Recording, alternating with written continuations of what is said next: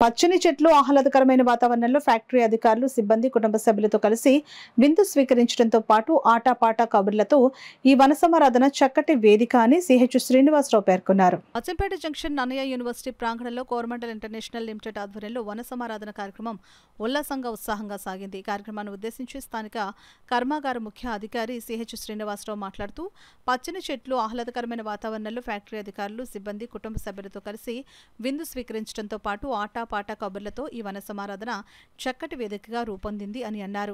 ఇటువంటి వన సమారాధనలు జీవితాంతం తీపి గుర్తులుగా ఉంటాయని అన్నారు. ఈ సందర్భంగా పేద మహిళల ఆర్థిక అభివృద్ధికి కుట్టు మిషన్లు, అంగన్వాడీ కేంద్రాలకు సీలింగ్ ఫ్యాన్లు, బాలుడి వైద్య చికిత్స నిమిత్తం 15,000 రూపాయలు ఆర్థిక సహాయం అందజేశారు.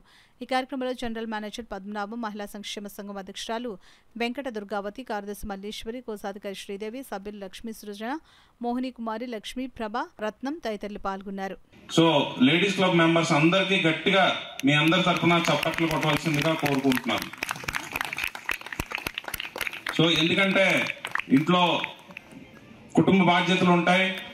వాటితో పాటుగా ఉదయం 7 గంటలకి ఇక్కడికి వచ్చి ఆ స్టాల్స్ అన్నిటిని ఆర్గనైజ్ చేయడం, అలాగే గ్రామాల్లో ఎక్కడ అవసరాలు ఉన్నాయనేది గుర్తించడం, దానికి కావాల్సినటువంటి వస్తువులను సమకూర్చడం, ఆ షాపుల చుట్టూ తిరిగి వాటిని కొనడం, ఇదంతా కూడా చాలా కష్టతరమైనటువంటి ప్రక్రియ.